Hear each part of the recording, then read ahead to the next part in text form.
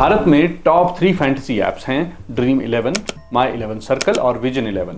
इन सभी ऐप्स के अलावा बाकी की ऐप्स इनकी मूल कंपनियों का एक प्रोडक्ट होता है। तो ड्रीम 11 की original company dream sports private limited है, वैसे ही माई 11 सर्कल की मूल कंपनी का नाम गेम्स 24/7 प्राइवेट लिमिटेड है। इन फैंटेसी ऐप्स पर इन दिनों बिना पैसे दिए कॉन्टेस्ट खेले जा रहे हैं।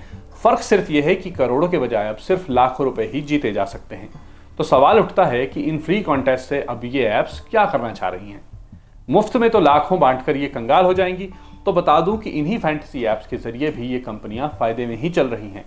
इन फैंटेसी ऐप्स के जरिए ये कंपनियां अपनी ही दूसरे प्रोडक्ट्स का प्रचार करती हैं, दूसरे ऐप्स को प्रमोट करती हैं और इन पर गूगल एड्स और अन्य विज्ञापन चलाकर भारी मुनाफा कमा रही हैं।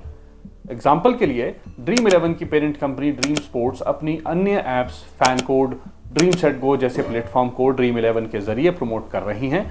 दरअसल ये फैंटेसी ऐप्स अब एक एड एंड डेटा प्लेटफॉर्म बन चुके हैं। इसके अलावा आपको लगता होगा कि अगर ये एंट्री फीस नहीं ले रहे तो घाटे में होंगे, लेकिन असलियत ये है कि इनके पास अब भी 3 बड़े स्रोत हैं।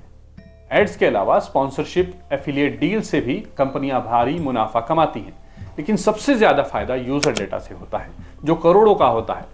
तो समझिए, असली खेल अब रियल मनी का नहीं बल्कि यूजर डेटा और एंगेजमेंट टाइम का बन चुका है।